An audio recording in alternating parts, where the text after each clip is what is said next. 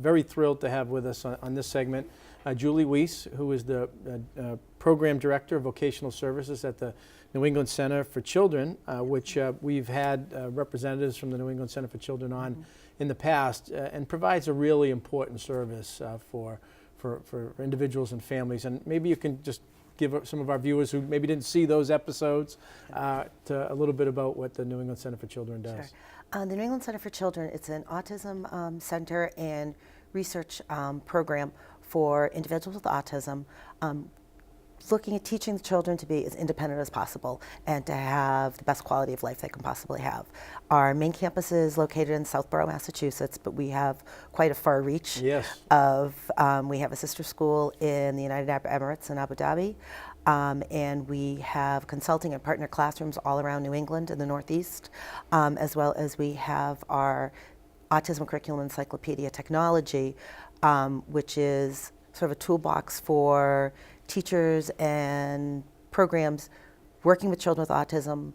Starts with an assessment, curriculum, and then data analysis. And the New England all Center, over the world. Yeah, and you know, New England Center is not just a national model, but an international kind of a model and leader in autism issues and training, and a growing need and a needed resource, and here in the Metro West Central Mass area in Southborough. Yep. We've had Chamber our ambassadors come out and tour and learn about it, and we have been very proud of our affiliation in the New England Center for Children's membership with the Chamber, because one of the single biggest issue that we hear from our Chamber member businesses is the need to access a workforce, access to talent.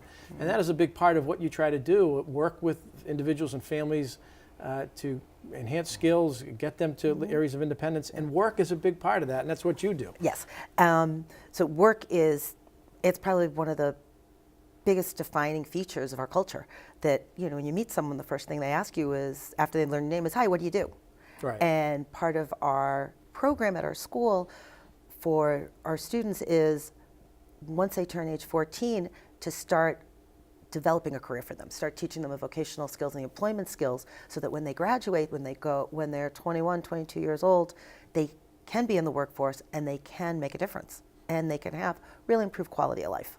And you've been able to build some real partnerships with a number of different employers in the region, and we were kind of talking about it offline, and I was having trouble keeping count, but we've got Walgreens, TJ Maxx, Whole Foods, Starbucks, Worcester County Food Bank, the Community Harvest Project. You mentioned J. White Automotive, Pet World. I mean, those are all places where you've been able to work with the employer and place some of your students and graduates. Yeah. So when the students are in our school, age 14, we start trying to figure out, what do they like to do? What are the students' strengths? What are their preferences? And what are they going to be geared toward? Like, what type of job will they want to be when they grow up? Sort of what we did when we were in high school. And we do the same with the students that we're serving.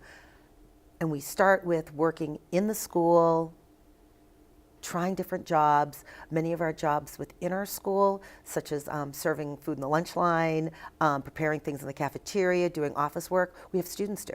And they're paid to do it, so they're starting to learn the value of money.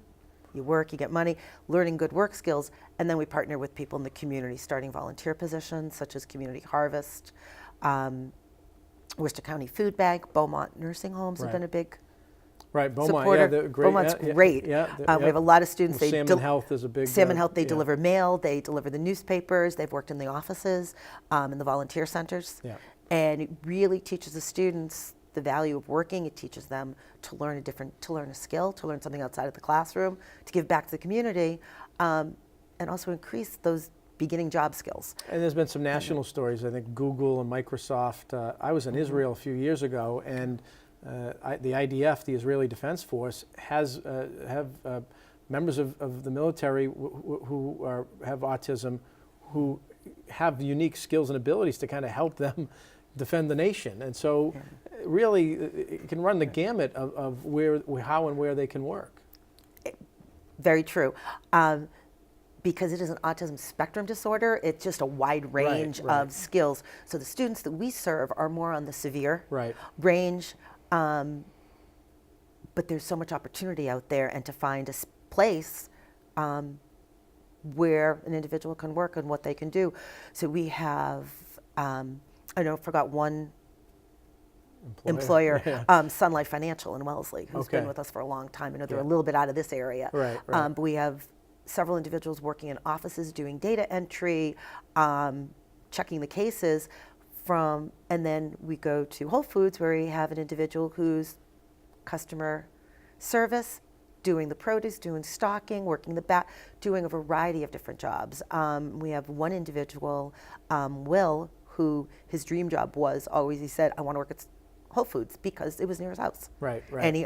And he brought us a flyer one day that they're having a job fair. So he was ready to interview. He'd been working at Walgreens part-time.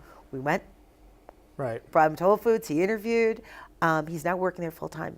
Yeah. He's graduated and working independently, which is And great. that, I think that example well illustrates the most important thing that we hear from our chamber members, whose number one issue is this access to workforce. It's a motivated workforce. So Will was motivated to work and wanted to work, and we hear most employers, if someone can bring that approach and spirit and attitude to work, they're going to make it work with the employer. Yeah, and we hear that from a lot of our employers, that the students that we send, they go with a teacher, with a job coach initially. Sometimes the job coach is always going to be there. Right. Sometimes the job coach will be able to fade off and the student just is working at the company. But the student's the one that does the job, and that's where we make sure they're the ones doing the job. The job coach might be there for support to help with communication issues and other things. But all our employers, the workforce, they're so motivated, and it's a joy to have the kids working there because they want to work and they want to be there. And if there are employers out there, I think that you raise a really good point. So having those job coaches can help facilitate that transition, kind of guides, be that support if the employer has questions. And that's really an important resource that you're able to provide. Yes. That if there are employers out there that might want to explore it or learn about it, that's a piece of the puzzle. Yeah, and I know that piece is a little different for a lot of employers, but all the employers we've worked with over the last 15 years, once they understand, they're like, this is great. Yeah. And it's really been helpful, really helps the student to be able to learn on the job and then be able to be very productive in the company. Well, this been great. OJT, on-the-job training needed for everybody, Yep. and this is just another piece of it.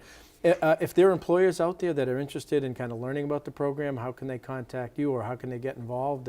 There are families out there that want to learn about it. They could contact me directly at the New England Center. You can go to our website. It's www.necc.org, and you can find my email address through there. Got it. And the timing of this is good, of our interview and talking a little about this. This is National Employment Disability Awareness Month. Correct. And so this is an opportunity where you are out proactively to let people know what the New England Center is doing. What we're doing, and that they're the students. We have a lot of individuals that want to work, and we're always looking for new employers and new opportunities to get to go. And it's been the students that work are doing a really nice job, and we really try to have our students engaged at work, and then when they graduate, be able to take that job and have it when they leave. Great.